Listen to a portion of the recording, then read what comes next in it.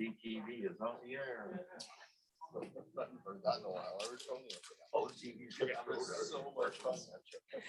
Okay, good afternoon, everyone. I'd like to call the Comox Valley Regional District Committee of the Whole of November 9th to order. I'd like to acknowledge that we're on the traditional unceded territory of the Comox First Nation, and they have stewarded these lands and waters since time immemorial, and we are grateful for that stewardship. And we actually have had a request to vary the agenda, so to have the second item, Walk With Me, come before the first item. So if I could get a motion. Grieve and Grant, thank you. And anyone opposed to varying the agenda? Seeing none, that's carried. So we will begin with the Walk With Me delegation. Sharon, Barb, Sam, Sophia, and Darcy, welcome. Thank you. Hi, everyone. Can I just ask, we have our elder and knowledge keeper, Barb, who is not promoted to a panelist, I guess is how you would say it. Is it possible that she could be promoted so that she could give a welcoming? Okay, I think staff have said that she is now. She should be able to do that. Barb, are you here? Hi, I keep on going in and out with my computer. Sorry about that. Welcome, Barb. Thank you. Barb, would you be willing to welcome us to the territory? Thank you, Sharon. I surely would. Thank you, everybody, for all the work that you do for our communities. My name is Barbara White. I was born Barbara Billy. I'm a descendant of the Pentlatch people on my father's side, descendant of the Kwantlen people on my mother's side, who was adopted from the residential school orphanage at 5 years old into the Pentlatch territory. On behalf of the members of the Comox First Nations, I'd like to welcome you to the unceded territory of the Comox people, all my relations. Thank you, Barb. I'm just going to take a moment to share my screen. Oh, apparently I need to be enabled to share. Is it okay if we share on your behalf? And then you can tell us. Sure, let's do it that way. I'll just tell you when to switch it. Yeah, go ahead. Thank you. Awesome. Thanks, everyone. So I'm here today as a researcher, community engaged researcher on behalf of Walk With Me, a community action project around the toxic drug poisoning crisis. And we've presented to local governments. We've been presenting with the Substance Use Strategy Committee over the last couple of weeks. So many of you are aware of this project, but for those who aren't, we just like to take you through it and also end with an invitation for you to walk with us. So I'm just giving you the heads up. We're gonna put that out there. But I'll also just introduce Sam Franey, who's here with me presenting. Hi, I'm Sam. I'm somebody that struggles or has struggled with addiction all throughout my life. And I've spent years on the streets and struggled my entire life with mental health issues. I'm now currently working with the Walk With Me project and various other organizations and groups throughout this the Valley. So thanks for me being here. Thank you. And also I'll introduce Barb. Would you like to introduce yourself as well? Thank you. Yes, I'm Barb White, and I've been working with Walk With Me since the beginning, almost 2 years now, I think, Sharon. And I'm with the Primary Care Network as the voice for the vulnerable population since June of 2018. And those are some of the hats that I wear in my community. Thank you. Thank you. So Walk With Me has a kind of unconventional route. This project began when I was director of the Comox Valley Art Gallery, and we had witnessed an increasing number of toxic drug poisoning deaths within our community. And I wanted to know what an art gallery could do to make change. I'm also a researcher with Thompson Rivers University, and so I started there and asked our partners at Thompson Rivers University. I chatted with AVI Health and Community Services, a longtime collaborator of the art galleries, and with our medical health officer, and just started asking what an art gallery could do to make change on this issue. As you know, likely know, toxic drug poisoning deaths have spiked. That this crisis is labeled a provincial health emergency alongside COVID-19 crisis. And in 2020, over triple the number of or almost triple the number of people passed away in BC due to toxic drug poisoning as to COVID. So it's a crisis that is really spiraling out of control. And we wanted to know what we could do to make a difference.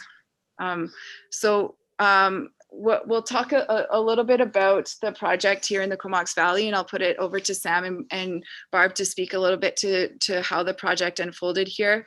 But really what we're here today first to do is to flag our report that we've produced over the last 6 months that really takes the voices of people that are impacted by this crisis and that creates some recommendations from those voices and that presents them to local government. So maybe I'll just take, if I could just get a slide shift, that would be great. Thank you.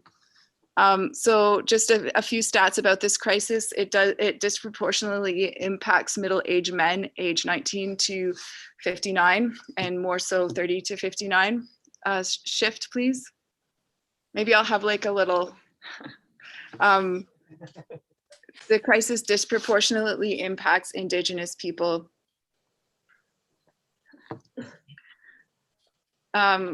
Indigenous women are significantly represented in drug poisoning statistics as well. And these are all, this data is all outlined in the report itself. The crisis impacts people who are unemployed, people in the trades and transportation industries. And most drug poisoning victims live in private residences, although a significant portion do not. The crisis disproportionately impacts people struggling with pain and mental health issues. And this graph is just showing the worsening crisis between 2020 and 2021. These are island health statistics that show that in the North Island, we have gone from a rate that is 20 per 100,000 individuals to now we are higher than 30, and we're seeing this crisis worsen across BC. This is our report. It's fairly hefty because we wanted to honor the many voices that contributed to our project. And so I'll revisit this report with the recommendations after I turn it to Sam to speak to how the project unfolded here in the Valley. We started out sitting with people in our community, specifically people with lived experience, but we also sat with family that have lost family members and frontline workers. And we had them share their experiences with the toxic drug supply and everything that goes along with that. And we recorded these sessions that we had, and afterwards we edited them down into audio journeys. And the fall of 2020, we were out in the community with community members, and we would take them on walks around town as we all listened to these audio journeys on wireless headsets. After that, we would all gather around a fire together and eat some food and go around a circle and share people's thoughts, experiences, anything that got brought up from listening to those audio journeys. I think that might be. Yeah. Go. Yeah, we found that through walking served several purposes. We wanted to create a safe way for people to listen in COVID times, but we also, through walking, allowed the stories to both sit with us and to wash over us. And we were able to take learnings from the stories and from the insights, and also to leave them behind. So there was an active part of this where we were bearing witness to these stories while walking together. And this is just an example. Yeah, we bring to, do you want to speak to the circles? Or maybe Barb, as our elder and knowledge keeper, can speak to the circles that we host as part of this project. Thank you, Sharon. We use the circle as part of my Coast Salish teachings. With the Coast Salish way, we move to the left, and that means we are speaking from our hearts. Everybody in the circle has time has a voice. Everybody's equal in the circle, and we try not to talk over each other in the circle and be respectful with one another in the circle, coming from our hearts. Thank you. Thank you, Barb. And yes, and for all of the teachings you've given to this project and how we hold the stories together. And just to acknowledge that Barb has given us many teachings and how to hold these stories in a good way. I don't want to read out these quotes, but I want to flag that in this document, there are powerful words from people with lived experience, family members, and frontline workers. I'm going to have to, just because of time, go through this, but I want people to know that these are very raw and vulnerable insights that were brought forward with intent to make change. And so we honor the people who gave these stories. And I just want people to know that they are here so that they can read through them on their time.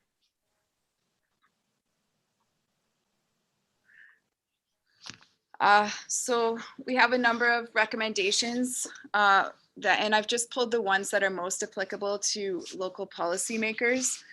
So looking at decriminalization, and there has been movement with the province advocating for decriminalization as well in recent, I think it was last week that news came out. But this one is around municipalities having the power to advocate for decriminalization of simple possession within their boundaries. And so we have an example of Vancouver leading the way in this way. And it hasn't yet panned out. We haven't yet seen the result of that advocacy, but just to note that this is possible, and we are making this recommendation that municipalities at least learn from what Vancouver is doing, look at what Vancouver is doing, and learn what are the mistakes that were made in that advocacy. How can we learn from that, and how can we make this happen here? Reduce, eliminate stigma and racism within the community at large. That's a big one. But certainly the third one, creating a people with lived and living experience leadership group does go a long way in starting to really look at the power imbalances at play when policymakers are making decisions on behalf of people who aren't involved. And so really asking for local government to take a look at ways in which to include leadership from peers and people with lived experiences at every step in the policymaking process. Pursuing improvements in housing, mental health, and education. You'll see that these themes and these concepts came up many, many times in our work. Conducting gaps and opportunities analysis for here in the Comox Valley, where we came into many gaps that were very clearly articulated surrounding both harm reduction and recovery. So detox, lack of detox beds, waiting for many weeks in order to access detox, not having adequate facility after detox. So what we got a sense of was a very piecemeal approach to services here that needs to be really thought through and connections made so that people have a long-standing full spectrum services available instead of a piecemeal approach. And then again, investing in people with lived experience as change leaders throughout this process. Do you want to say anything? In my experience, when somebody is struggling with mental health issues as well as homelessness, but definitely with their addiction issues, it becomes very apparent that, or seemingly apparent that there's a lot of judgment in people when it comes time to us sharing our stories and our experiences and what we have to offer. You tend to not share anything about yourself and not reach out for help because the help just isn't the right fit in a variety of ways, mainly because nobody's listening to us in a healthy way. And when I started with this project, I was still struggling myself, very much so. Working on 5 years on the streets and working on trying to handle my mental health and addiction issues, and working with this project and becoming a huge part of this, as well as seeing it progress to what it is now. It has changed my life dramatically. It has given me a voice and the power to use that voice. And sitting in these circles with people within our community, I've seen that shift in them as well. They are realizing the true power of their voice, and you know, we want to get involved. We want to use our voice for change, and we want to find a healthy way to do it. And that's why we're here, and that's why we're working with this project. Thank you. Thank you, Sam. So yeah, this is our report. It can be found on walkwithme.ca, and I also have hard copies. We're also inviting local government, all factions of local government, to come on a walk with us on November the 28th. So we'll be sending out a request or an invitation. And we are excited as well to be working with the substance use strategy, who's presenting after us, and they will speak more to the nature of that phase 2 collaboration. But thank you very much for having us in this space, and we're honored to present this work to you. Thank you. Great. Thank you so much for sharing your experience and for the presentation today. Are you available to take questions? Yes. Great. So we have some questions, starting with Director Arbor. Thank you for the awesome presentation, and the pictures, the images are so beautiful. And for me, this was, I couldn't believe when I saw this on the agenda today. The synchronicity of your presentation was a bit much, because tomorrow, so your recommendation 1, which was advocacy to the federal government, tomorrow I'm spending the morning with City of Vancouver Councillor Rebecca Bly, and we're having a session through the Federation of Canadian Municipalities on decriminalization and our push towards it with the federal government. And at the session tomorrow, we'll have the Director of Policy, the Canadian Centre of Substance Use and Addiction. We'll have the President of the Canadian Association of Chief of Police, and the Coastal Health Harm Reduction and Live Experience Coordinator. And I think you're right when you mentioned the push by Vancouver. Apparently that's being followed by Toronto right now under Section 56 of the Canadian Drugs and Substance Act, to grant additional powers to municipalities to try to move toward decriminalization. So you've inspired me and injected me with energy today to go at this session with a resolve to try to move the dial. And I recognize that's just one of the recommendations in your report, but yeah, I'll be happy to take your presentation with me tomorrow. Thank you. Thank you. That's really exciting to hear. And yeah, decriminalization was a huge recommendation that came across the board from many people. And decriminalization, just for people who might not know, is seen to really reposition this from a criminal justice issue into a public health issue. And in doing so, we're able to substantially reduce stigma, so that people who aren't able to get help because of shame and also because of fear of criminalization can come forward and actually ask for help. So this is a major recommendation that we just heard so many times, and this is in part why we put it first, although all recommendations are important, but just this one act, I mean, there's no silver bullet here. There are many things that need to happen, but it is very exciting that there are talks happening in this vein. Thank you.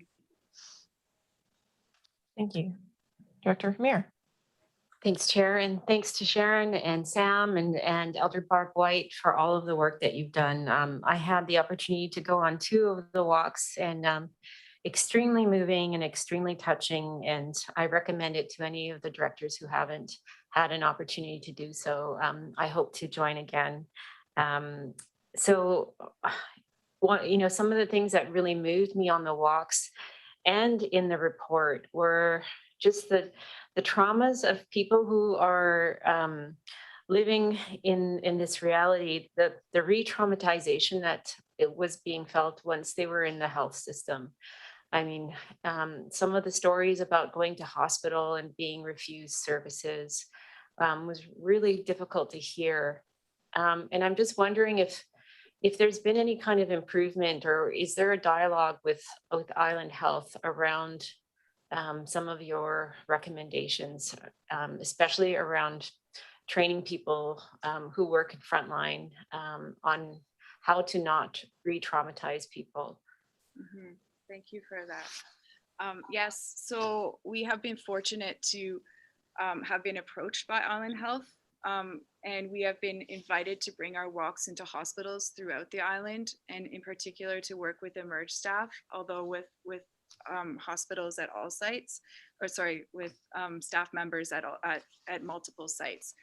And so that work has been happening over the last 6 months or so, and we've been honored to host these very profound conversations with frontline staff. To be clear, not all staff, much of this has to do with systems and things like time with patients, how much time you are allotted by your system. If you have 20 people behind you, how much time do you have to sit with someone and hear their story and really understand what needs to happen in terms of their care? So it has been a huge honor to have been working with Island Health on that level. And Island Health is also now inviting us into what's called quality council meetings. So yes, we have had movement from Island Health, and very gratefully so. And we've also seen Island Health that some innovative practices, such as in Campbell River, where we've also been invited to take this project. The Campbell River Hospital has been working with peers in the hospital and giving peer positions, having peer leadership positions in the hospital, in the emerge room, for instance. So yeah, there is some, but clearly there is more needed, because there is these sites were indicated as one of the highest in terms of our participant-based flagging areas where stigma was happening. Great. It's so good to hear that that's moving forward. Chair, if I may have a second question. Your recommendation about including people with lived experience in decision making, I'm wondering if you could maybe elaborate on what kind of supports would be needed in order to make that happen. If you have any committees in mind for where people with lived experience should be included. I mean, I have a few ideas of groups, but do you have, knowing the Comox Valley, do you have ideas of where those people should actually be included if they aren't already? Mm-hmm. So aside from inclusion in Island Health, and there's various ways in which that could happen.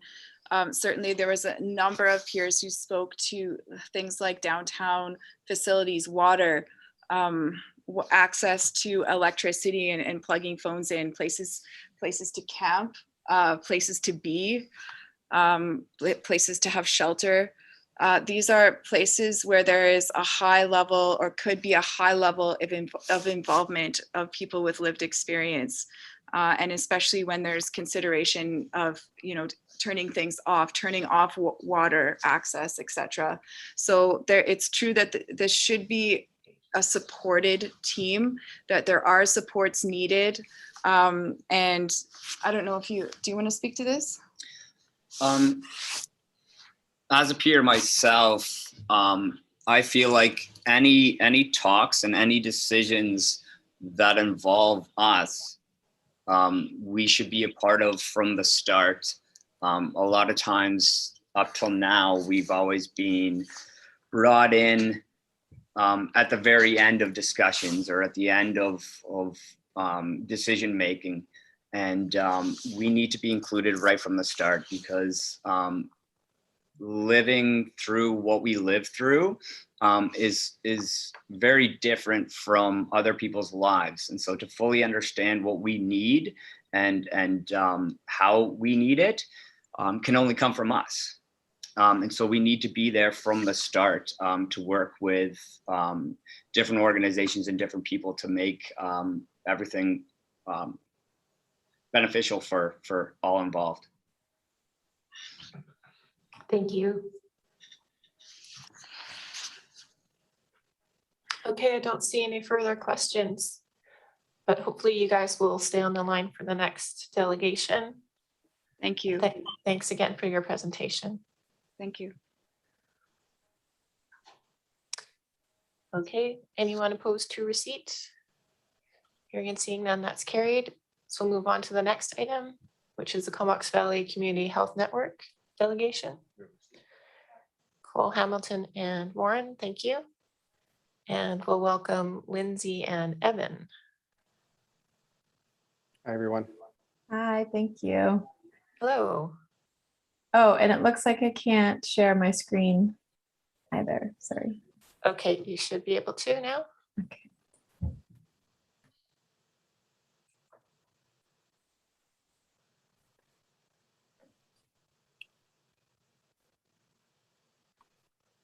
Okay, we can see it. And I'm not at the beginning. My apologies. Hi, everyone. My name is Lindsay McGinn. I am the facilitator of the Comox Valley Community Health Network. I'm here today on behalf of the Community Substance Use Strategy Committee to present our Phase 1 Substance Use Strategy report. I am joined here by two people on our team. So Evan Jolicoeur is one of the consultants who helped us to write this Phase 1 report and has continued on our committee as a volunteer. And we also have Ali Reeder joining us here today. And Ali is a peer who has been working on our working group all through our process in getting this report done. We're very excited to be here today with our partners at Walk With Me. And we just wanted to thank Barb White for providing our welcome today and for her continued support of our work. I also just wanted to say thank you to a number of the elected officials who are here today, Councillors Kettler, Cole Hamilton, Hamir, and Morin, for all of your support of your work. And, thanking all of you for sitting through our presentation again. We have been making the rounds, so it's always good to talk to you all again. I'm going to pass it over to Evan now to talk about our Phase 1. Yeah, hi everyone, good evening. Phase 1 was really just that, the building of the foundation of this work. So we started with a workshop with the Canadian Drug Policy Coalition, who are really the leading experts across Canada around drug policy. And we went through that as a committee. We developed a vision, mission, belief statements, and guiding principles. And that really helped to set the foundation around how we wanted to move forward as a organization and a committee of volunteers coming from different organizations and folks with lived and living experience.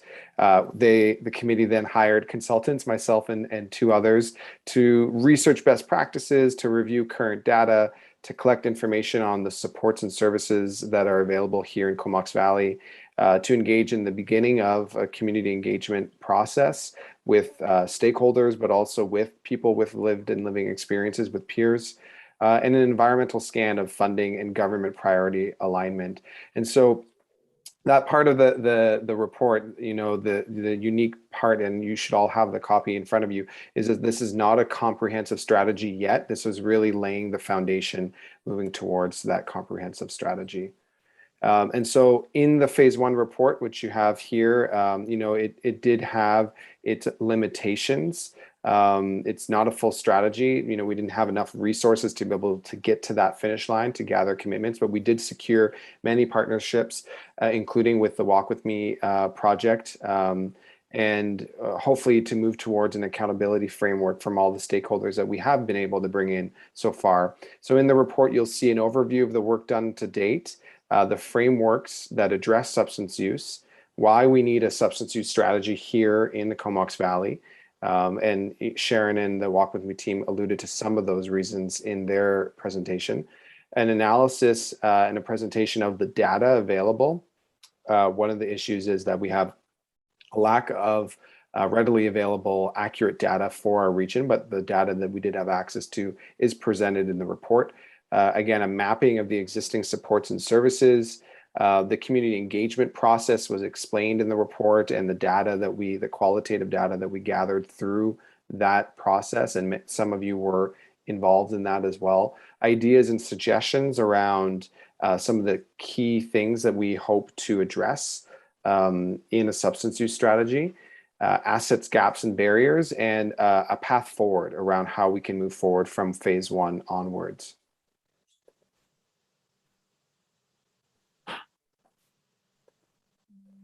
Thanks, Evan. I just wanted to talk briefly about those frameworks. So we were very fortunate to have the Indigenous Women's Sharing Society as a collaborator on this project with us. And their harm reduction group, Unbroken Chain, also participated on our working group. And so we just wanted to share today, and it's in the report, that we are working towards including other frameworks when we talk about a substance use strategy. So the traditional, sort of Western model that you would see in many strategies across the country uses the 4 pillars approach. And so we have also included this Indigenous harm reduction model. It's called the 4 Fires model, and it comes from the Native Youth Sexual Health Network to work alongside that 4 pillars model with us to broaden our view. And we've also reached out and made contact with the First Nations Health Authority. They also have a framework for harm reduction, which they have given us permission to use and work with them on. One of the things that the Walk With Me project does really well, as you've heard from their presentation, is involving peers in the process. And so the next slide, you'll see the poster that we use to recruit participation of a peer focus group to really start the conversation around all the things that we mentioned were in the report, right? The gaps, the barriers, the perceived issues in the Comox Valley. And one of my colleagues, Sally Cupp, is an expert in Canada and in British Columbia in peer-centered work in substance use sector and in mental health and addictions. And so we really centered our work around peers, the individuals. These are individuals with lived and living experience across the lifespan and folks who are impacted by substance use. So we were able to have an outdoor safe event, COVID-friendly event down at Sims Park, and we engaged with a specific consultation process specifically for peers to incorporate their voices into the report. And of course, we have Ali here with us today, who has been involved on the working group as well. So phase 1 is complete and we're moving into phase 2. So phase 1 was really about laying the foundation of our work and coming together as a community to align ourselves to speak together with one voice. And phase 2 is really about getting buy-in from some of those systems that Sharon alluded to in her presentation. So we are moving our committee, it will be transitioning into more of a collaborative as we move through this work.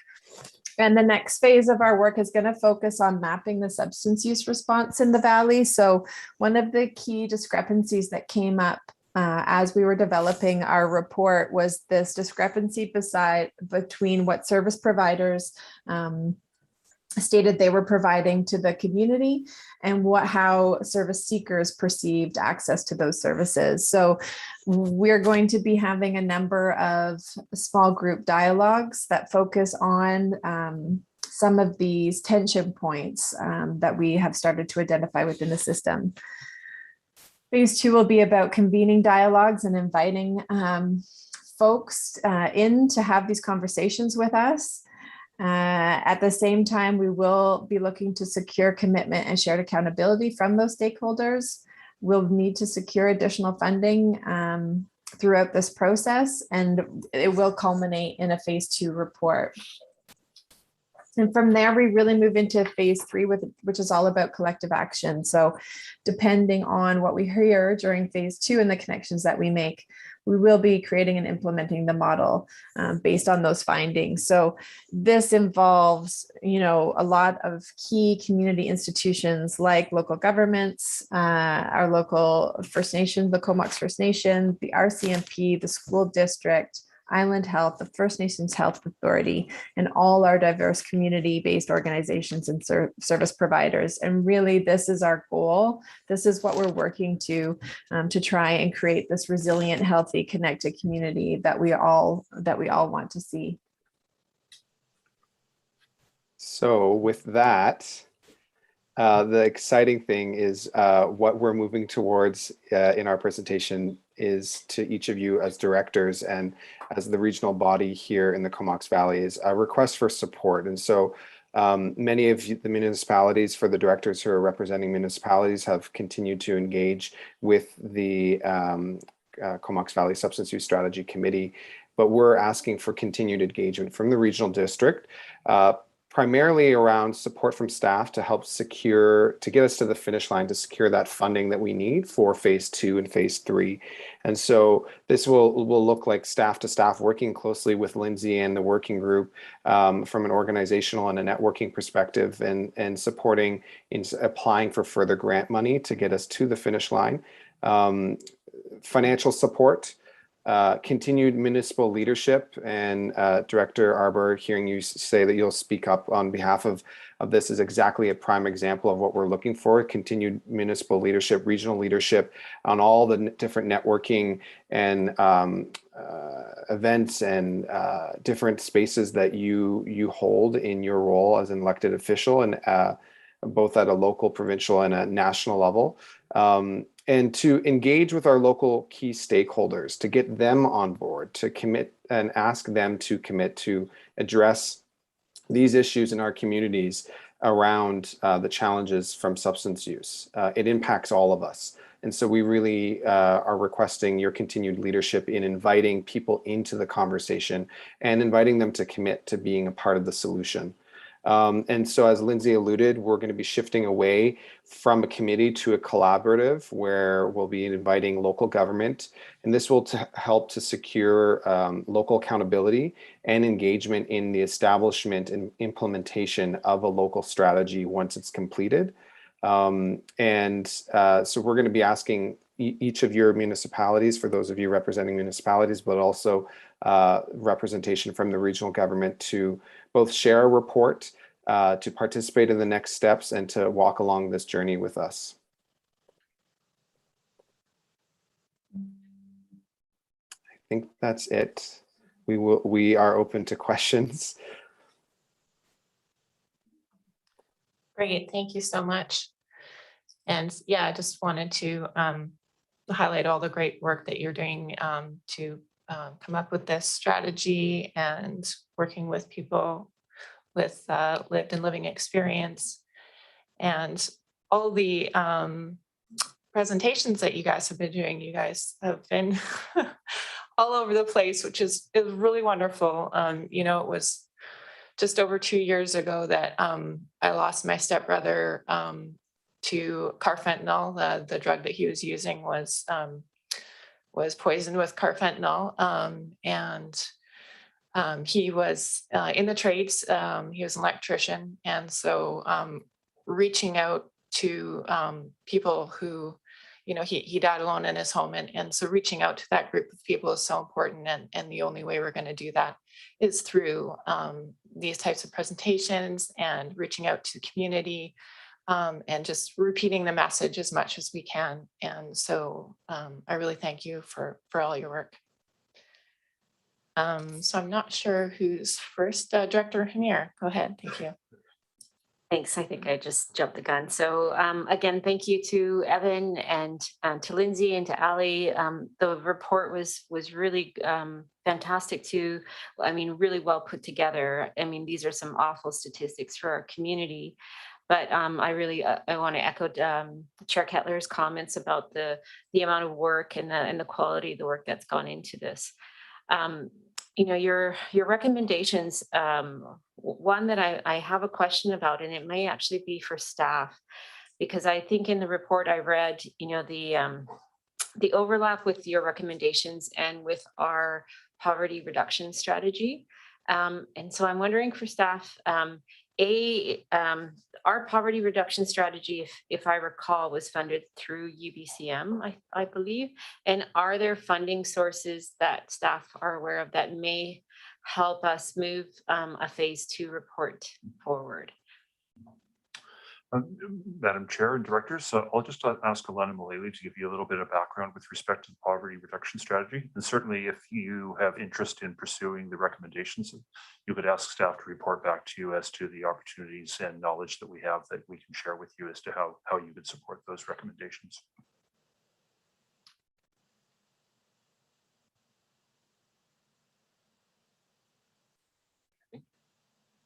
Oh, no. Alana, if you said,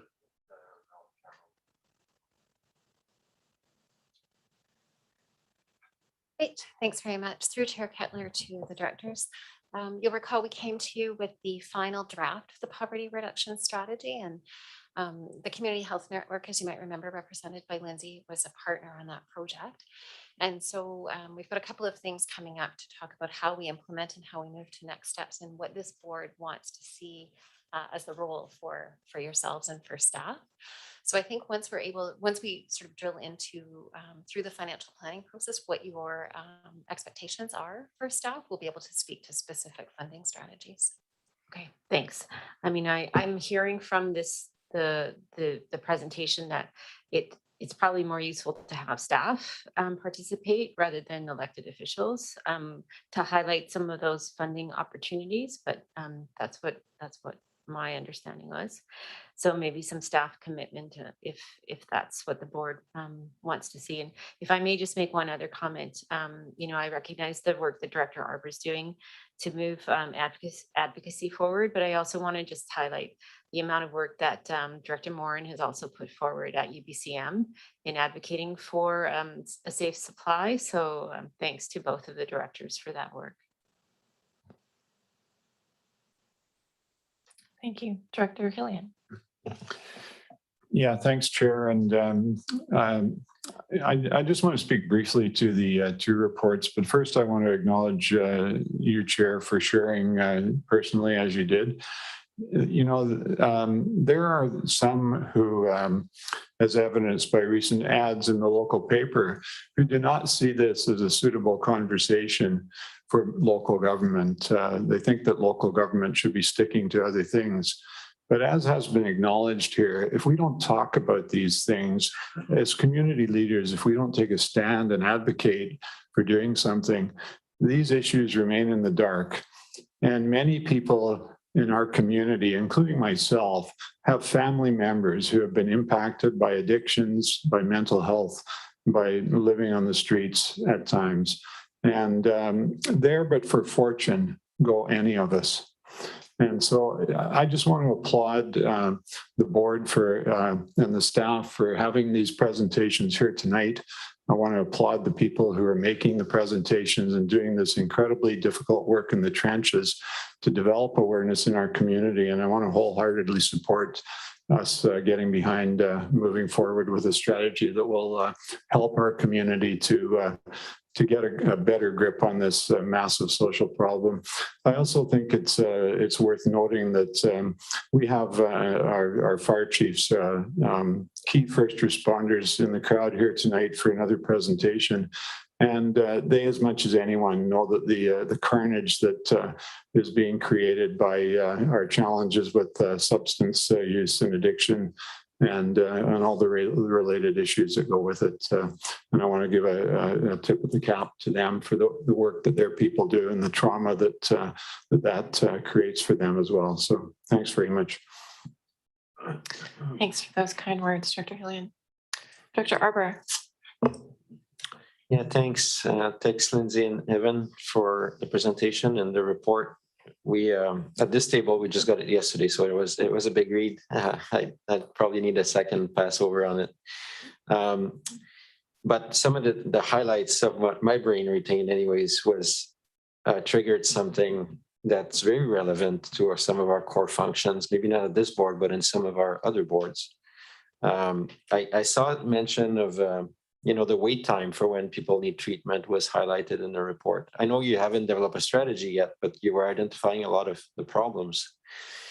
And then I had that little moment where I realized that many of us here sit on the hospital board, where we are engaged in the embryonic stages of a conversation with Island Health around supporting a health hub, because Island Health has recognized that the services in the Comox Valley are very fragmented between different places and buildings and people, and they are pitching to our local government to try to invest with them towards this health hub concept, which we're exploring. This would be a millions of dollars project. And in light of the fact that we're slowly moving on, although it doesn't feel like it, from the COVID health emergency, it seems appropriate to return to the emergency that was there first around drugs and substance abuse. And I think probably, I don't know if my colleagues will agree, but bringing those questions to Island Health around how the hub will actually support answers and solutions to the drugs and substance crisis on our street. Is it going to improve times for people, the amount of time they have to wait to get into treatment? I think there's a range of questions if we put that lens.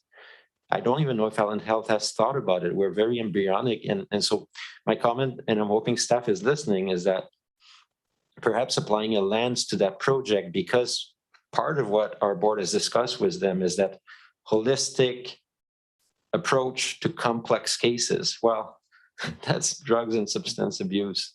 And so I will have many more questions for Island Health in our next discussion, and I think slated in January.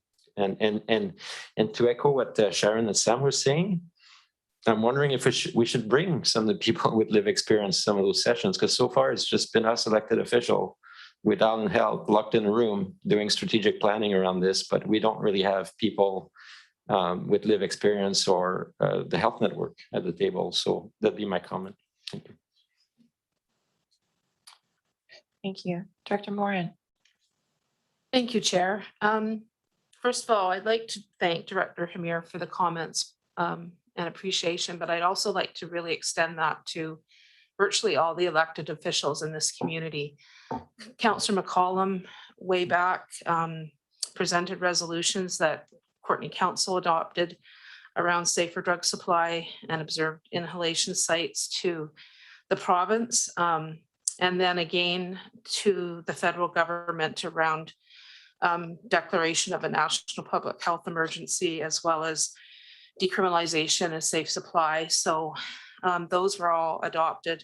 And then of course, this board also adopted resolutions to the province as well. And Director Cole Hamilton sits on the substance use strategy, of course, and many others throughout the community have been involved in this work. So I'm just really proud that that the elected officials in this community have taken this seriously. And I know it's not enough yet, but I think it's a great beginning. You know, this issue knows no boundaries. We know that the deaths in this community have skyrocketed. Some of us know those numbers better than others. But it's across all regions, it's across all communities. There's been deaths in Comox, Cumberland, throughout the regional district. Our first responders would probably know that. And it's touched everyone here probably in terms of a family friend or, sorry, a family member or friend. So I think it is a regional, I think it is important to look at this regionally and to lend support to Courtney, who's been helping fund this project, so that we can do more and hopefully make our voices louder to those higher governments to do more to end basically the carnage. We know this impacts us in terms of our workforce. Many economically, we know that people are struggling to find workers. We also know that the life expectancy of men has gone down due to this crisis in the prime of their work life in trades, as you mentioned.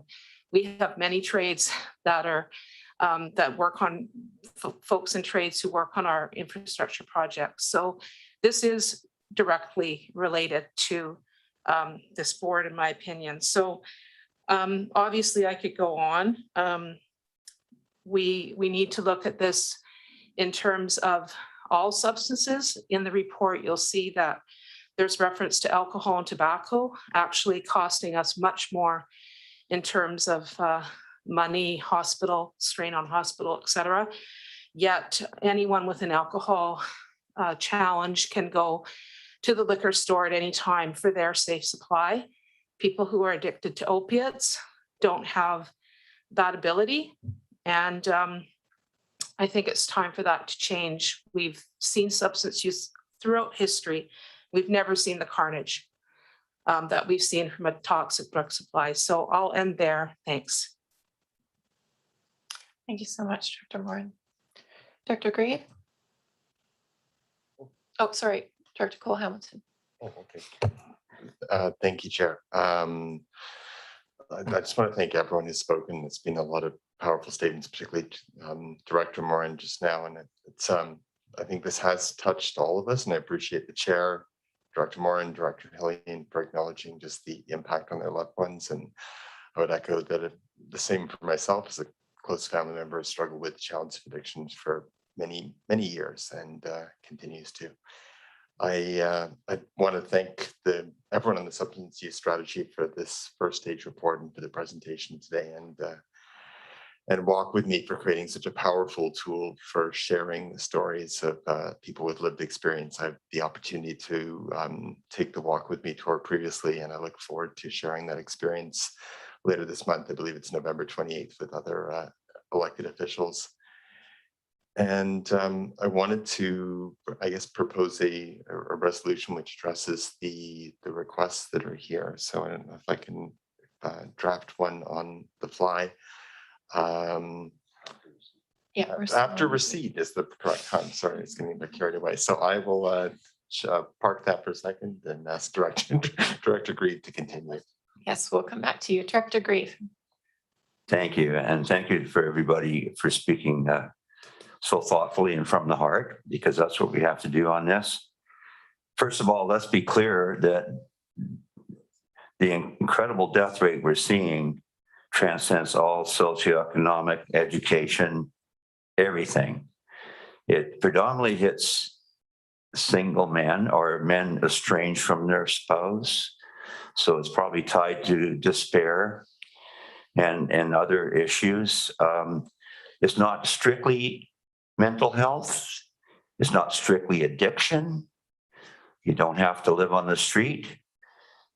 People that would normally do recreation drugs, maybe after a hard week's work, are faced with a toxic drug supply that'll kill them. So to be very clear, it's the toxicity, it's the poison out there. And there's no way around that except to have safe supply. Like Director Morin said, you can go down to the liquor store and buy your favorite bottle of $80 scotch if you want, and you think you're fine. So, I mean, you can't put this in a little bottle. It's all over. We've all been touched by it. Luckily, I have an experience in my family that, you know, when the time was right and they were ready for treatment, they got into detox right away. They got rehab, and 6 years later, still clean and sober. So, I mean, it has to be there when they're ready to reach out. There has to be the help there. And I think that's a big piece of this. But first of all, we got to get rid of the toxicity in the products. Because let's not hold our heads up and wrap ourselves in a cloak of righteousness here. Because if you look around the world, every second person is on some kind of medication, whether it's prescribed by a doctor or something you get off your buddy down the street. I mean, antidepressants, and 1 in every 3 people are taking antidepressants. But there's no stigma there. So we have to get rid of the stigma, and we have to get people talking.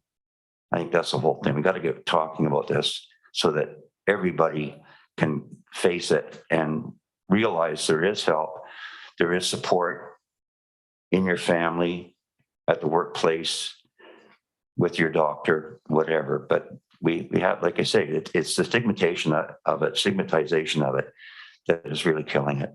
Thanks.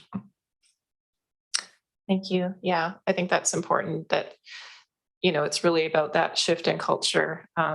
As Sharon was saying, taking it out of that being criminalized and moving it into the realm of being a health issue, which it is.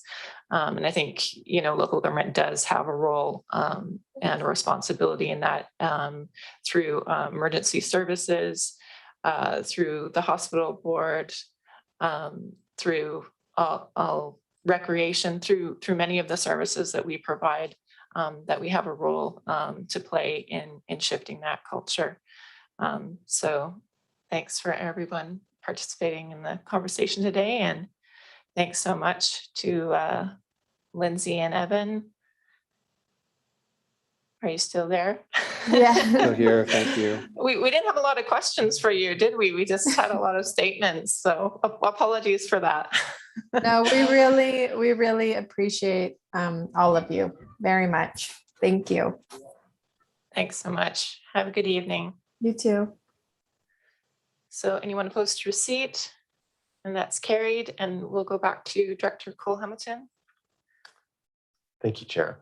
So I'll move that that staff support the community substance use strategy on grant applications, and that a member of this board be delegated. And I'm a representative for Courtney, and I believe Chair, you're the representative for Cumberland, and obviously Director Morin is always in attendance at those meetings. So perhaps it might be someone who's a regional director. Perhaps we could leave that open to a friendly amendment if someone would like.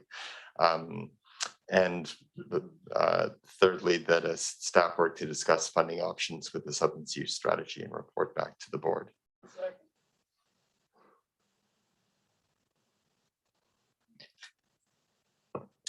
Thank you, Chair. And my apologies for interjecting here. Just do want to bring to the board's attention that there is in the procedure bylaw sort of a restriction around taking immediate actions with respect to delegations. That being said, if the board wishes to resolve by 2/3 affirmative vote that they do wish to take immediate action, we can certainly check that off and proceed. Or this could be brought to the subsequent meeting in which then the board can consider an action.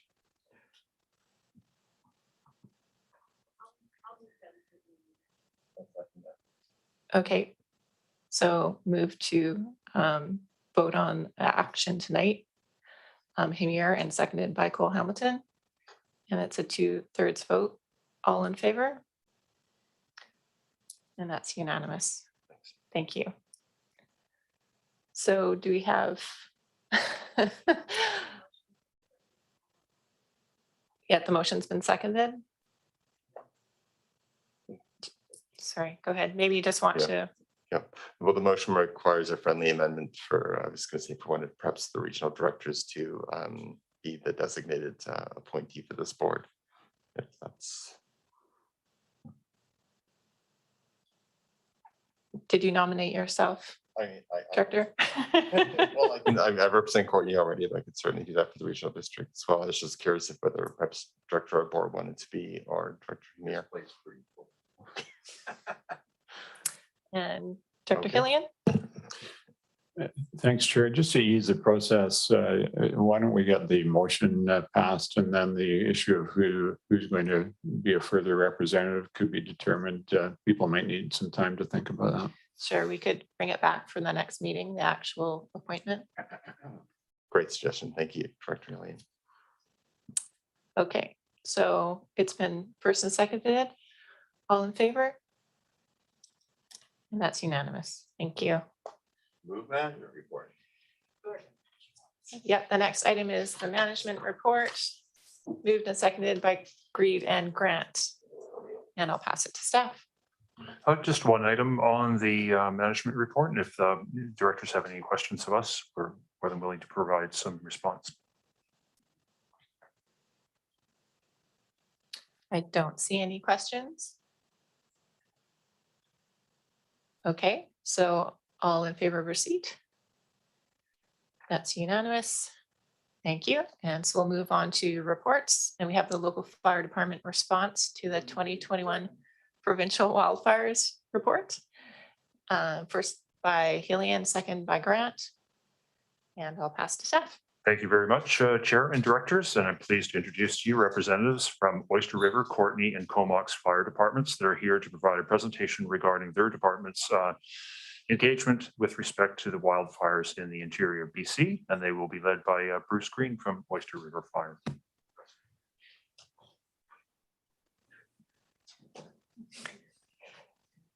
Welcome.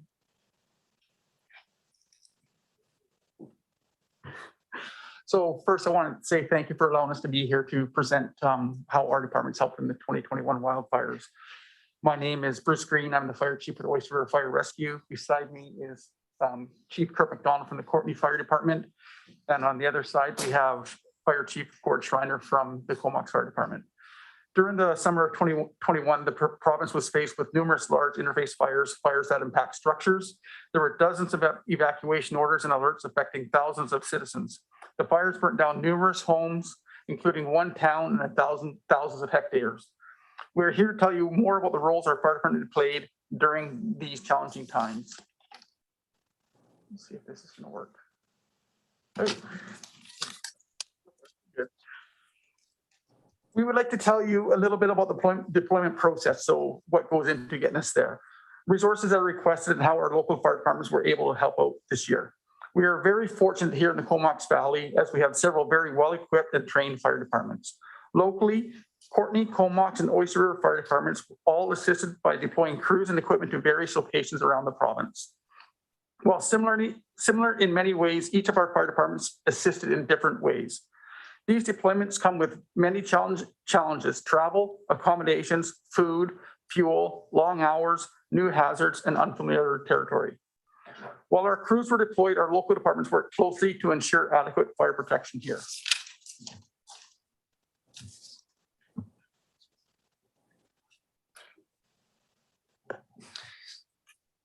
Over the past few years, EMBC reaches out to the various fire departments in the province, generally in the first quarter of the year, to see what resources could be made available in the event of major wildfire somewhere in the province. When deciding what resources we can make available, the Valley Fire Chiefs prioritize taking care of our residents and people at home and protecting our communities first.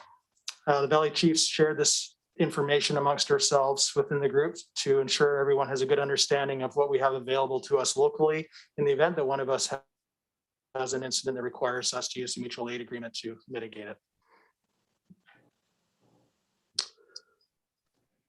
The type of resources that are requested by the province to our local communities would, number one, be people. A lot of manpower is necessary for this. Water tenders, so trucks that haul water, fire engines or traditional fire engines. And last but not least is what we call structural protection units, which are trailers full of pumps and sprinklers, as we see on the slides here. The province of BC owns 6 semi-trailers. The trailer in the background there, the yellow trailer, is owned by province of BC, managed by BC Wildfire. Originally bought and purchased by UBCM after the 2003 Kelowna fires. These trailers are stored in Chilliwack and deployed throughout the province where and when needed. This summer, we probably could have used 20 of them. We had 6. The smaller trailers, the one in the forefront there, the white one is a Comox trailer, one of 2 trailers we have in Comox. There's about 75 of those deployed this past summer throughout the province at various fires. Majority of those were from British Columbia. A few of them were from Alberta, helping us out. This has come a long way over the last many years. In Comox, for example, in 2005, we created the first and only trailer on Vancouver Island, and now there's many on the island. So, when we get into community, many people think we're in there to protect their homes, and certainly that is a high priority. But our first priority is protecting critical infrastructure when we get into a community. So we're looking at things like sewage treatment plants, water pump stations, wooden bridges, for example. If a wooden bridge were to burn down and isolate 10 or 20 or 100 houses, it becomes a big problem. So second to that, we get in and we look after the homes. After that, we do what we call triage. We will put sprinklers, primarily do what we call structural protection. We put sprinklers on homes in front of the wildfire, hoping that the wildfire will go around our structure and leave the structure intact, we will then pick up those sprinklers, put them in our trucks and hustle to the front of the fire and do it all over again. And that's typically what we'll do all summer.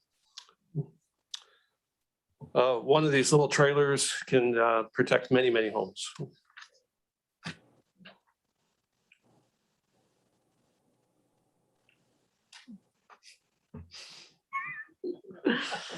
So I'm just going to now give you a highlight of a brief overview of what Oyster River did this year. So Oyster River Fire Department was involved in 2 simultaneous deployments. The first one, we had 18 firefighters go to an SPU crew that was out of the Linton, and they worked the Linton Fire Complex from July 14th to August 20th. We also deployed an engine that sent 13 firefighters through, and that went to the White Rock Complex Fire with Courtney Fire Department, and that was from July 27th to August 18th. The crews worked over 4,500 hours. The days were between anywhere from 12 hours, minimum 12 hours up to 20 hours in a day. We had firefighters from Oyster River, Campbell River, Cumberland, Hornby Island, Cortez Island, and Malaspina go with us. And in the pictures, you'll see the top left-hand one is the Task Force 2. That was what our engine was involved in the Monty Lair, the White Lake Fire. The one to the right of that I called that the Island Task Force. That was the first group of fire engines that arrived in the Monty Lake, White Rock Lake area, and it's all island departments, and there's both Oyster River and Courtney are represented there. The big shot of the group in the bottom is where our SPU crew was working in the Linton Creek Complex fire, just to show you how many firefighters are involved. And the whiteboard, it changed from the 5 trucks to 7 or 8 different task forces that were involved in that one fire, and that was only one complex that we were involved in. So some of what we did, the top picture on the right-hand side, you can see the fire that was coming in. That same house that is still standing there on the left-hand side is from our crews doing sprinkler protection, as a lot of us did. The bottom left one, you can see how close the fire came to that house. And for us, there seems to be a link to wherever we get deployed to my boss, so James Bass. Like in 2017, he's from 150 Mile House. We went and protected 150 Mile House. Last year, our crews, or this year, went into the Linton Creek, and one of the places they were was Tunquaw Lake, and that little cabin there. And that's the one thing you got to understand. We don't just protect the big houses, we protect everything, because we're not going to decide what is worth it to somebody. But anyway, it turns out that cabin there is James Bass' best friend, who's his groomsman, and they party there every year for 25 years. So his friend was very happy with us. So now if the video works. Okay, Jake, you're gonna have to play a video.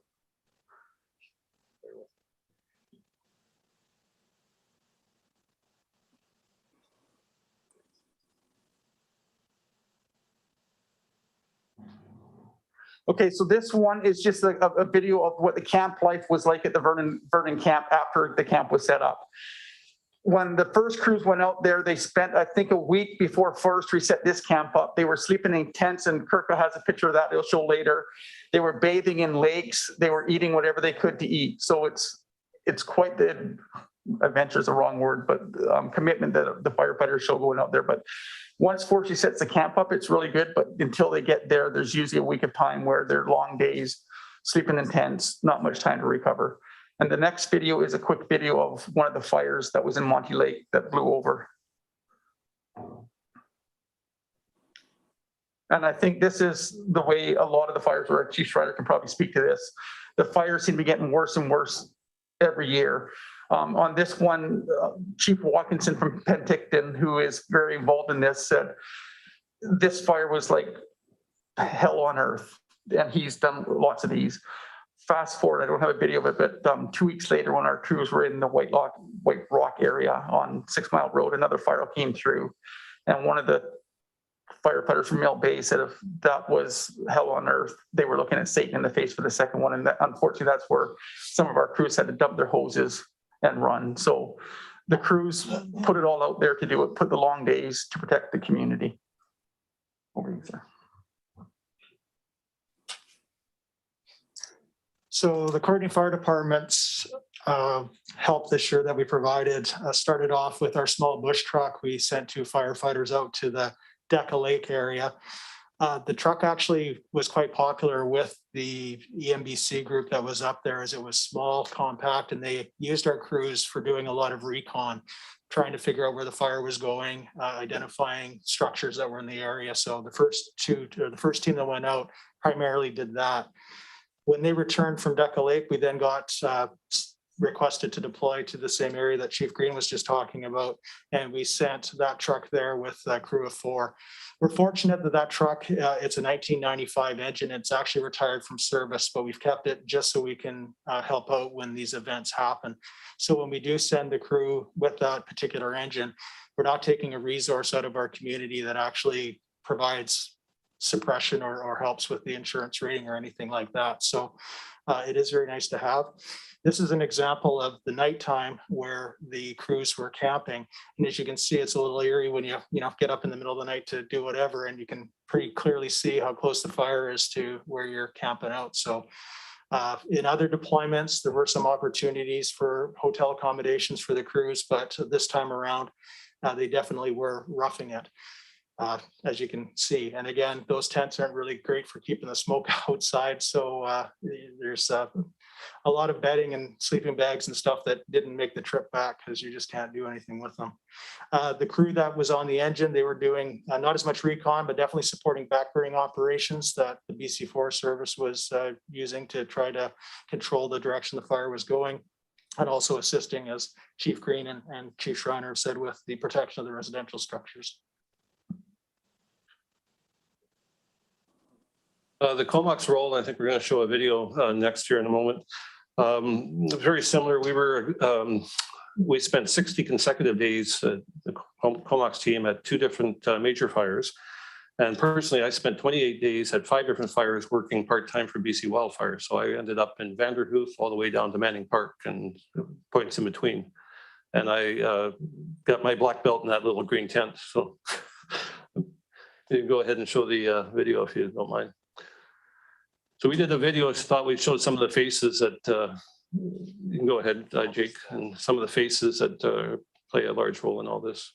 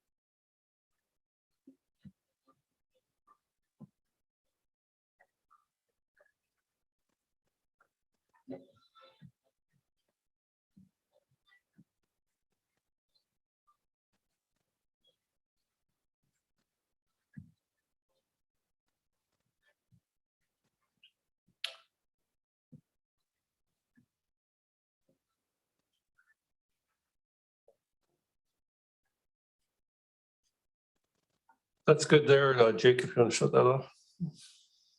There's a little bit of a joke at the end I didn't want you guys to see.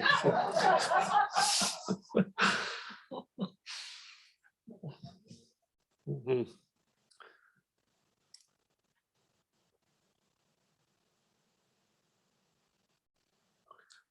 So as noted, we're very fortunate in the Valley here that we have the great resources we have around here. We have a real density of fire departments in the Comox Valley here. That's not the same in the rest of the province. There's many areas unprotected, and that's why you need resources like ours to go and assist. Having said that, if we ever have a big incident in the Valley, we can be reassured that we'll have other departments coming and help us. So that's great news. And having our local firefighters be deployed to these things is great to get that experience and bring it home, and we can be a lot more efficient here. We do have threats here, of course, maybe not so much as you do in the interior for wildfire, but certainly we have lots of woodlands around and lots of dry summers lately. Wouldn't know that in the last month or so, but certainly can get dry here. So. How do we solve these things here? All the fire departments here work on what we call a Fire Smart program. So we're out in the springs. Can't speak for the rest of them, but I'm pretty sure that all the departments are doing it. We're going door to door with Fire Smart information, trying to get our rural residents, especially geared up to, try to mitigate some of the fuels on their properties, clean their gutters, cut back some trees and all that kind of stuff, just making our jobs a lot easier. I can tell you from doing this for many, many years, when we show up in a neighborhood of rural homes and we show up and the trees are all over the roofs, the cedar boughs are on the roofs and the yard's just a mess. So we just shake our head and we go, you know what? You're in a wildfire area and you're looking after your property this poorly, and then we're supposed to do a miracle and try to save that property. So it's very, very difficult. We need the citizens' help on all this.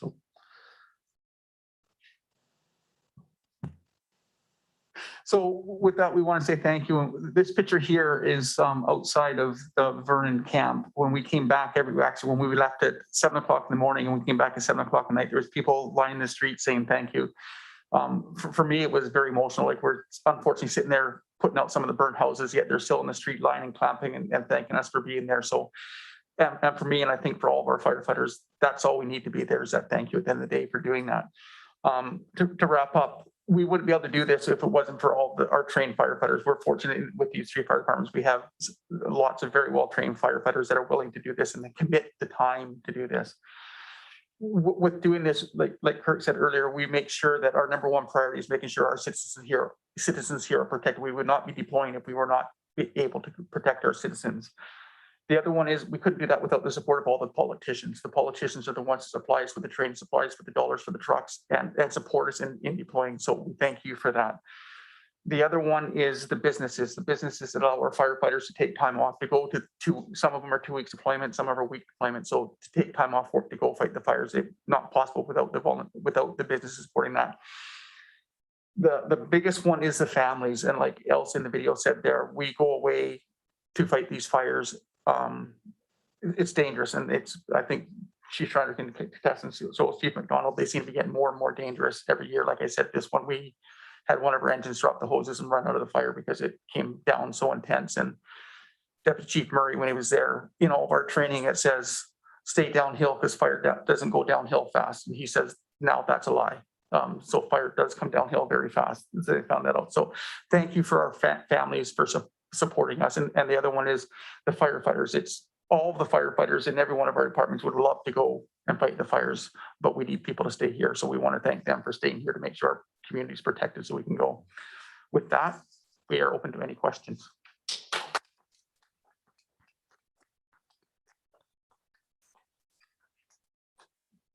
Thanks, Diane. I do want to express our deepest gratitude from the board to you and all your crews. Thank you. Are there any questions? Yes, Director Grant. Oh, go ahead. Thank you. So I've talked to Gord about this a little bit, and I'm wondering what local governments could do to help fireproof our communities. I know that just in talking to Gord, certain kinds of trees that you plant close to your house are worse than others. I'm going to guess 90% of the people don't have sprinklers they could put on their roof if they had to go. Building materials and just stuff up against your house. It seems to me that a bit of an education program could actually really help out in this. We've never really had a big wildfire come through, but if we ever did, I think we'd be in big trouble here. And my second question is, Kurt, what's going on with the Canadiens?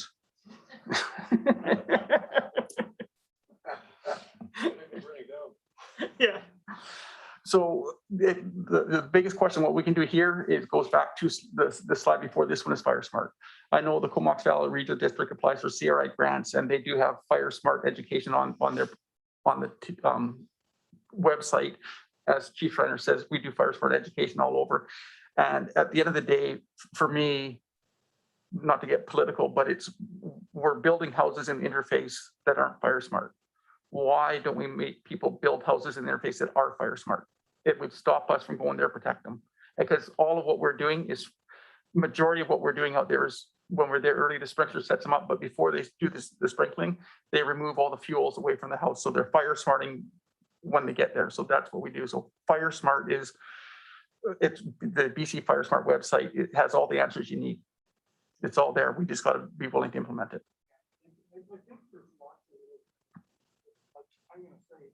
Most people don't have. If something were to come through, and just in our building codes and the building materials that you use, like Gord said, shake roofs are just death and wood siding and stuff like that. Well, you're not going to think about that till the fire's right there. And then, but we could be integrating that into our building codes and stuff possibly too. For me, 100%, that's where it's got. If you're going to be building interfaces, you want to build to Fire Smart standards. And sprinklers, to me, they're great. They work, but they're no good if you have no power. And because I'm an active facilitator for the Fire Smart Canada program, so teaching LFRs. And one of the things I say about sprinklers, they work really great with the Fire Smart program. So if your house is Fire Smart, the sprinklers are going to assist that. And the analogy I use is, to me, the sprinkler system and Fire Smarts are like airbags and seatbelts in a car. The airbag works really well as long as you're sitting in the seat when it goes off. So they work really well together to help the people. So I think sprinklers are there because at the end of the day, if you Fire Smart your house has the ability to withstand the fire even without the sprinklers just assist that. Because if the sprinklers go off and that's what you're relying on, power goes off in the fire, your well one's dry. Anything else, Chief Schreiner? I think you've covered it pretty good there, Bruce. So about the Montreal Canadiens, Director. Director Hillian, go ahead. Well, I might comment that the Canucks defense often looks like a fire drill, but actually, I grew up in the interior and really appreciate your comment about the buildings in the interface zone. We've always had forest fires in the province, but we've never had the devastation that we have today. Of course, climate change is a huge factor with the wildfires, but also we've got so much building going on in those interface zones. What I wanted to ask you about related to that is what sort of working cooperation there was between our departments and the Forest Service. And if you had any comments on the issue that came up where our residents in some areas were complaining that they weren't allowed to, do their own fire suppression because of safety and liability issues, but didn't seem to get the response from the provincial crews. I just wondered if you had any comment on that. For me, Bruce, great. BC Wildfire and the local governments or local fire departments work very well together. Certainly, there's lots of politics out there, so areas get evacuated, and the reason for evacuations is for safety of the residents. We need to move trucks around, sometimes in a hurry. Sometimes the residents are very aggressive in their protection, and so ultimately we're trying to protect them. And it's reassuring to them when we have fire department trucks in their area, doing that protection for them. But certainly it's not perfect, and there's a lot of people that are concerned that they're not getting what they need. The other thing, as I mentioned earlier, is that we show up and a lot of times the residents will go, great, the fire departments are here, and we go, you know what, we're looking after the sewage pump house first, the hospital, the bridge.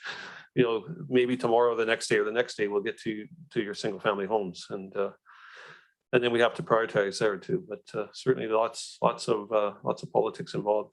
The nice thing is that the province of British Columbia is very well resourced. It's just that we get the years like we had this year. 2017 was another year like that, where it's just got an overwhelming number of fires and, coming in all directions, all over the province, and just very difficult.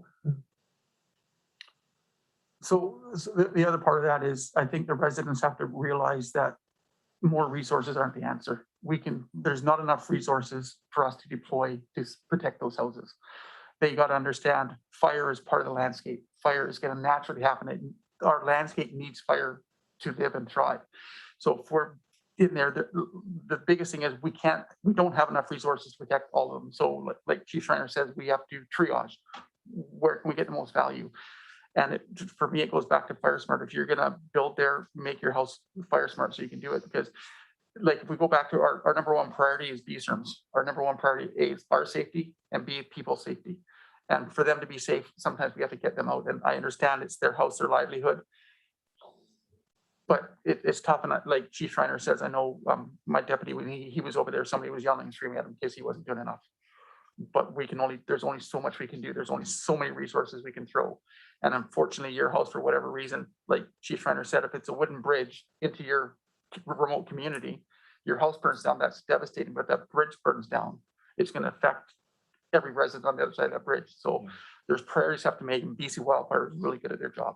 And for me personally, I think for all of us, we work really well. BC Wildfire, have no issues with them. It's just, I understand people don't necessarily like what it is, but, and there again, when I talk fire smart, the biggest thing is if you would let me come to your house in the winter and fire smart your house, and you take fire smart standards with me, would be a problem. But we can't go into your house and say that. We can't. It's your property. We can't help you protect it. It's up to you. Yeah. Reassuring. Thanks very much. Oh, Director Hamir. Thanks, Bruce. Sorry, your last comment just twigged something for me. I'm wondering, I know in certain communities, prescribed burns are part of the par for the course, and I've not seen anything like that here unless I'm missing. Do we do any kind of burns just to prevent or decrease the fire load in our outlying forests? At this time, is no. Fortunately for us, we had a CWP, a community wildfire protection plan done. The Comox Valley region did several years ago, and there wasn't many areas that they would prescribe burns because there again, there's so much of the valley is private land. We can't assess a private land. We can't recommend they do anything on a private land unless they let us in. Timber West and them that we have some control over. But as far as like, I'm just in my area, UBC or the distillery, and the distillery is great. I'm just saying that's a huge chunk of land and dairy farms everywhere. They own a huge chunk of that land, so we can't do a prescribed burn on their land without their support. So there's not many areas in the valley that prescribed burns would work. Part of the Fire Smart program would fund going into wooded areas like a park, for example, Seal Bay Park, Northeast Woods, and thinning them out, underbrushing them and burning some of that product. But you can imagine the politics involved with that is you're losing habitat for small mammals, lifestyles for citizens and so on the chance that there may be a wildfire in the next season or two. At the same time, you're going to get a couple rainy seasons in there and all that vegetation is going to come back. So the best way to manage it is just to have defensible spaces around your home. So, give us a few meters from your front door, from your back door, away from the forest, and give us half a chance to be able to wet down the fuels on your house and in the neighborhood and protect that way. Okay, we do have Director online. Director Lee, just want to give her the opportunity to ask a question. I saw her hand go up, but it went back down. Well, I'll just check with her to see. Thank you, Chair.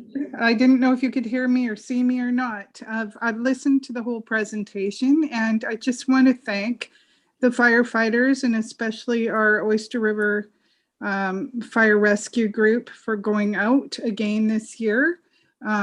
I know they're picking up really good education in fighting wildfires. And the one question I wanted to ask through the chair to Chief Green is, when you incur expenses such as losing maybe your tents or equipment that gets burned up during a deployment outside of our local service area, does the BC Wildfire Service reimburse you for those for the cost of that equipment, or do you get any funding back to help restore your equipment that you left with? Yes, we will. Whatever we leave with, we come back with 100%, and they will replace anything we lost. Like the hose we lost this year, you just send them an invoice and they send it to you. Understanding we all do get paid a certain rate for going out there, and it is very beneficial for the taxpayers. Like at the end of the day, there's money that comes back into our communities that help offset us going out there as well. But we are never in the negative going on a deployment. Great, thank you. Thank you for all you do. Yeah, and I don't see any further questions. So again, thanks so much for the presentation and sharing it all with us today. And thank you again for your service. We can need another round.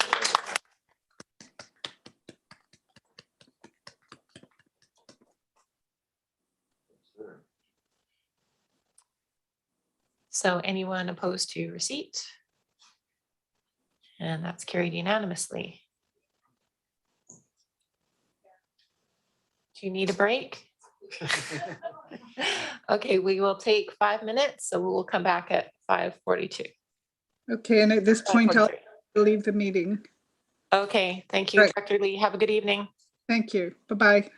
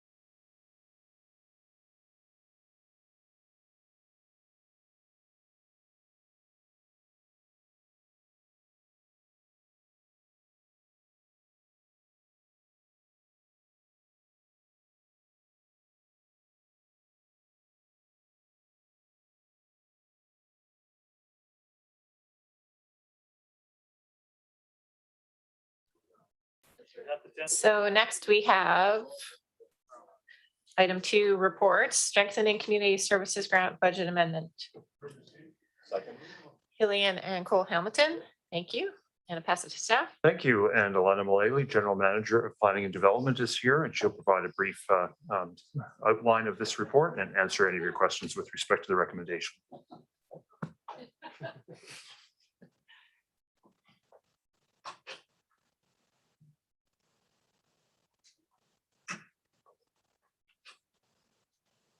Thanks very much, Russell, through Chair Kettler. So this report is quite simply a budget amendment that we're asking you to make. So as you know, we are the lucky recipients of over $1 million through the Strengthening Communities Program, which is a federal and provincial funding program to deal with, to respond to some of the effects or impacts in our community, on our communities most vulnerable through the COVID-19. And so we've working with partners, primarily with the City of Courtenay staff, we've put together a work plan and working with Transition Society to deliver many of those work plan items. We'll be rolling that out over the next year. So this recommendation is asking you to make room within the Homelessness and Support Service budget to add these funds. Great, thank you.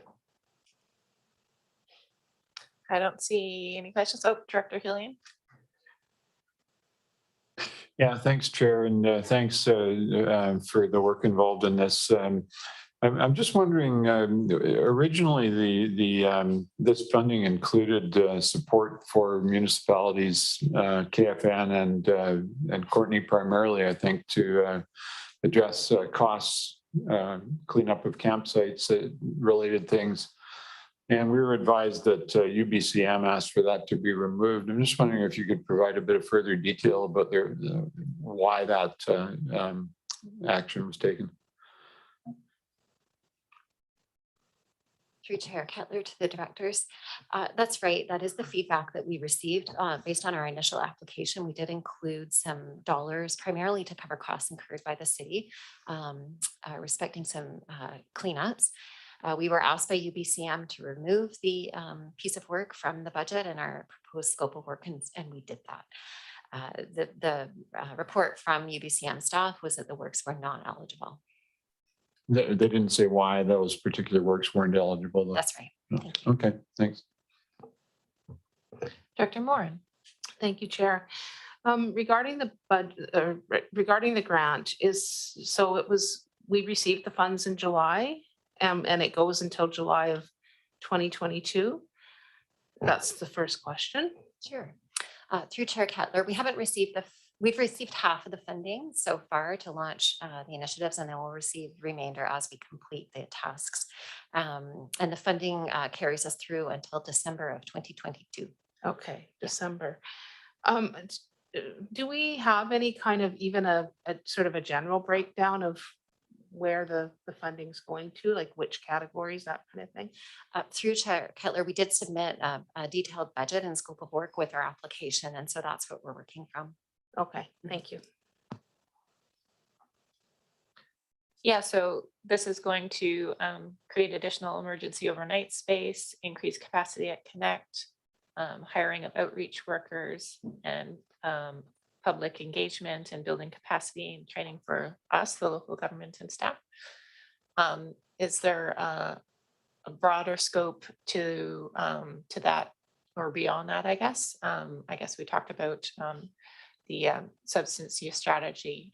How would you see that fitting or not into this particular grant? Thank you. Through Chair Kettler, that work would not fit in this budget. So this budget, I would suggest, is fully subscribed. If we wanted to, for example, if there was an activity that couldn't be delivered, then we would need to go back to the funder and make a proposal for change. But at this point, I would suggest that the funding is fully committed. Thank you. Okay, I don't see any further questions. So we're on receipt. Anyone opposed? And that's carried, and there's a recommendation. It was first by Hillian, second by Morin. Any further discussion on the recommendation? And it's that we amend the Homelessness Support Service so that we could add this grant that we have received into it? Okay. Anyone opposed? Seeing none, that's carried unanimously. Thank you. And we're on to item 3, which is Comox Valley Watershed from our elected officials forum, a follow-up. Grant and Cole Hamilton, thank you. Thank you, Chair and Directors. And Mark Rutten is here to describe the report and the follow-up to the workshop, Mark being the General Manager of Engineering Services. Thank you, Russell, through the CEO and through the Chair. This report is a follow-up to the October 12th elected officials forum regarding Comox Valley watersheds. The forum was well attended and included presentations from staff as well as Comox First Nation and the Comox Valley Conservation Partnership, the Regional District of Nanaimo and the Cowichan Valley Regional District also presented information on how they are working towards watershed management in their regions. The forum provided participants with an opportunity to discuss issues, share observations, and in the end, the feedback provided supported 2 of the CVRD's existing initiatives. The first being that the CVRD complete a watershed governance and stewardship scoping study, and this work has recently been started, and when complete will identify a preferred option for watershed stewardship and provide recommendations for next steps.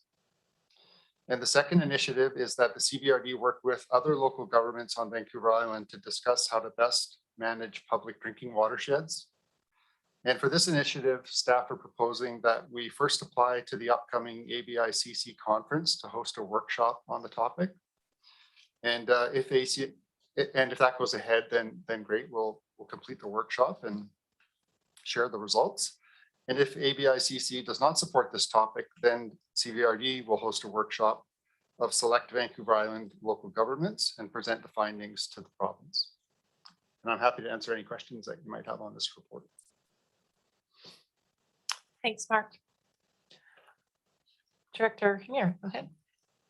Yeah, first of all, just want to thank staff for putting together such an informative workshop. I found it really helpful to see what the other regional districts were doing as well. And, you know, I have my, what I felt was I felt the Nanaimo Regional District really had a comprehensive, you know, service that addressed watershed protection. And, but I note, like in your recommendations in the report, there was a possible scoping exercise, but I don't see that as something like there's no action coming out of this. Is that something that you're just waiting to see if there's the flavor around the table is to move forward on that? Or are you waiting first for that presentation to happen at ABICC?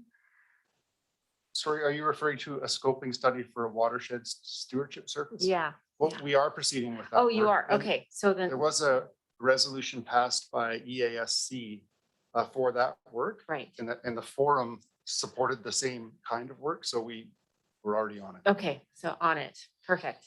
Okay. Thank you. Yeah, and I really hope that ABICC does pick it up. I think there is quite a bit of interest, having talked to a number of different communities this summer about drinking water watersheds. So I think, yeah, it'd be great if they were able to put on a presentation. Also, I've talked to many of the directors since then, and there's a feeling that the public would be interested in a water forum. And so we'll talk to staff about that further, as well as the vice chair. And sorry, Madam Chair, if I could just ask a question of Mark, the work that we're doing through the EASC, there is a public component to that, is there not, Mark? Let me just check.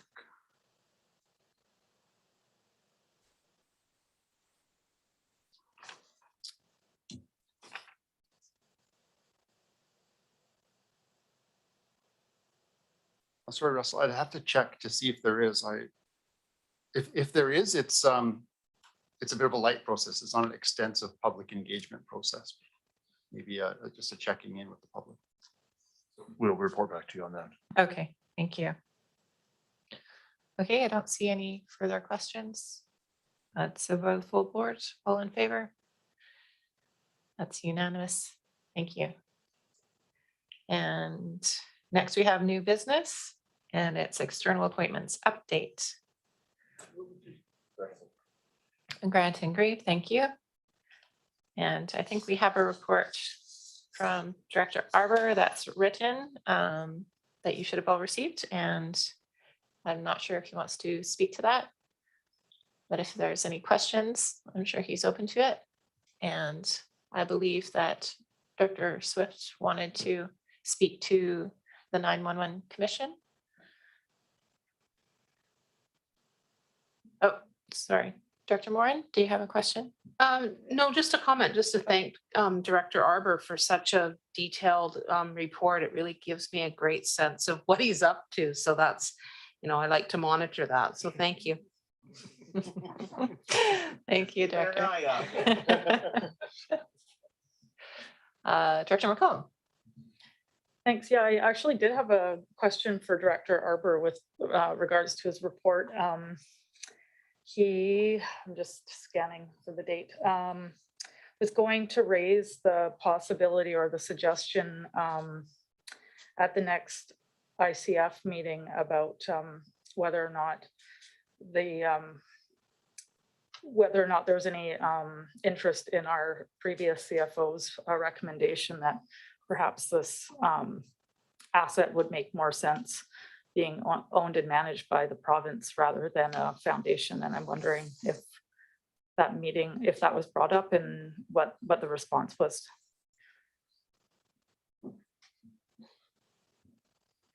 Yeah, thanks. So I wrote the report, I think on Wednesday, and then on Thursday we had the meeting with ICF. I did bring up the point, as I said in my report, but the response was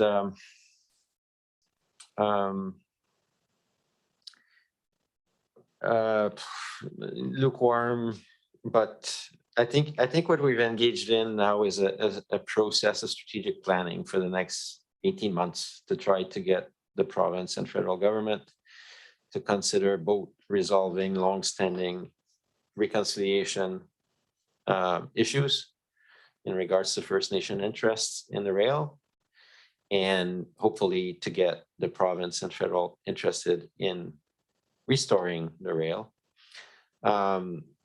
So there was acknowledgement that the status quo of what's been happening the last 10 years is not optimal, and the First Nations on the boards spoke at length about that. But the regional district also said, I said, I didn't want to speak too much on behalf of the board here, but it's, as our past CFO noted, there is not a huge amount of interest for regional districts, in my opinion, in being holders of that asset, other perhaps than its reconciliation potential. But there is recognition at the ICF that we are dealing with a stranded asset, and that the province, I think other colleagues recognize, would have much more financial capacity to manage that asset to its full potential. So it was the start of a discussion. Great, thanks. Director Hillian. Thank you, Chair, and to Director Arbor, I wanted to thank you for your facilitation of contact I had with Ben Hyman, the library CAO, along with Councillor Theos, who helped in that regard, and was able to meet with him on his recent visit to Courtenay and obtain a commitment that he would meet with the local accessibility committee regarding the new library. And I also wanted to ask you about the FCM Community Safety Committee, and if you've actually attended that meeting yet, and what sort of issues they're addressing that might be pertinent to some of our community concerns.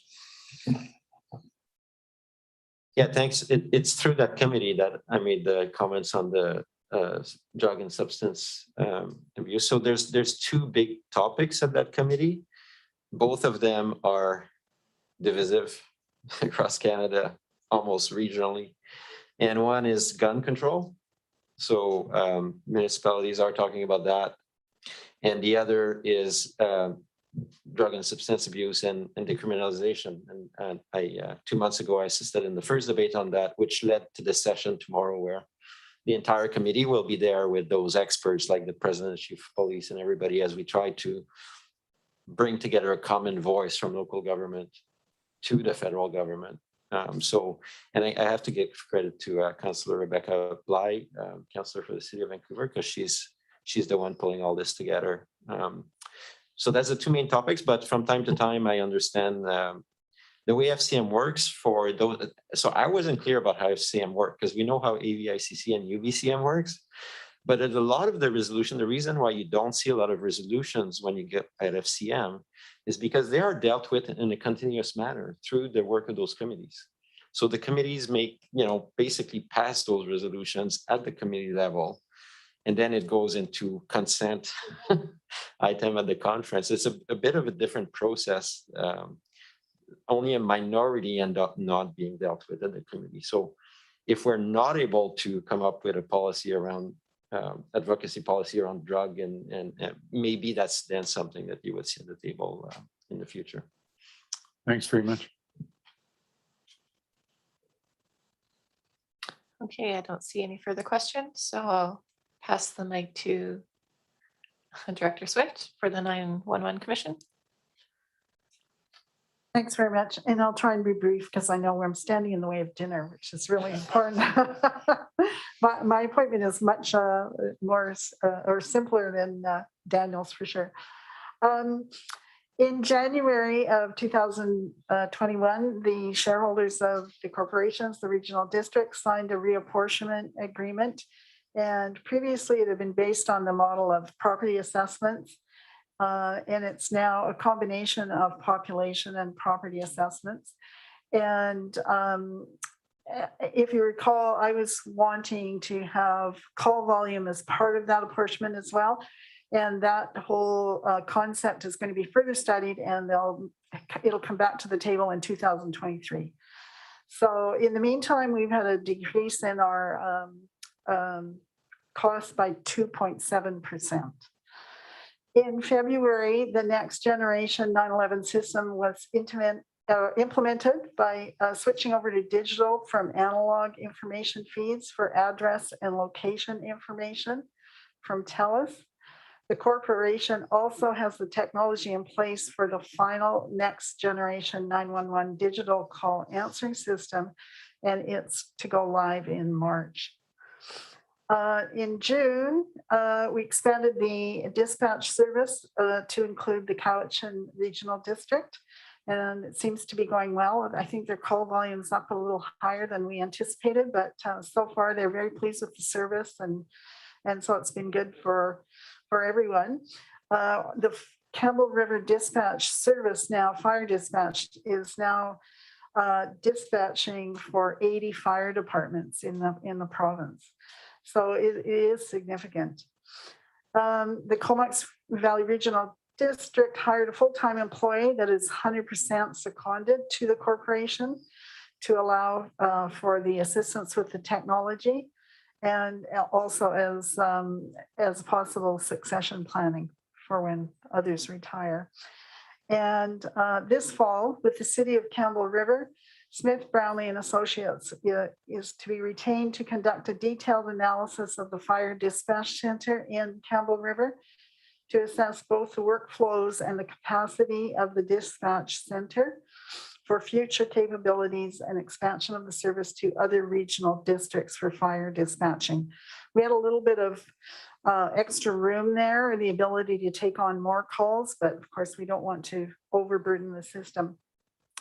And all the contracts are coming up with Peace River, ECOM, and the Fire Dispatch Center, but currently all those contracts are being extended for at least a year to, well, we figure out the next gen system and all those things that it entails.